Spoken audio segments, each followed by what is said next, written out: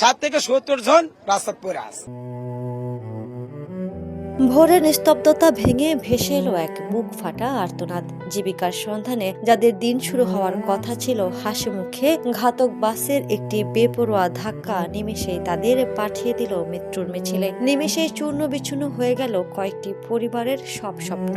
এখানে 3 জন already accident হয়েছে। বগুড়া নওগাঁ মহাসড়কের এরুলিয়ার সিল্কিবান্ধা এলাকায় শুক্রবার ভোর 5:30টার দিকে ঘটে যাওয়া এক মর্মান্তিক সড়ক দুর্ঘটনায় প্রাণ হারিয়েছেন 6 জন দিনমজুর। বাস চাপায় আহত হয়েছেন আরও অন্তত 15 জন। আর হাসপাতালে নেওয়ার পথে 3 জন হয়েছে।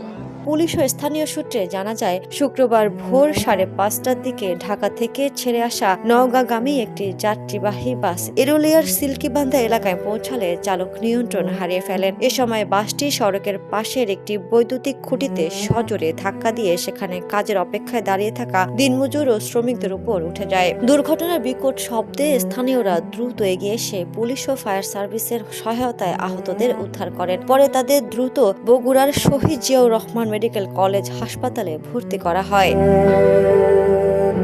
হাসপাতালের চিকিৎসকরা জানান, ঘটনাস্থলে 3 জন মারা যাওয়ার পাশাপাশি হাসপাতালে আনার পর আরও 3 শ্রমিকের মৃত্যু হয়েছে। আহতদের অনেকের শরীরে গুরুতর আঘাত থাকায় মৃতের সংখ্যা আরও বাড়তে পারে বলে আশঙ্কা করা হচ্ছে। 60 থেকে 70 জন রাস্তায় পড়ে আছে। Desk report, the news. দেশে দেশে সবার সাথে দ্য নিউজ।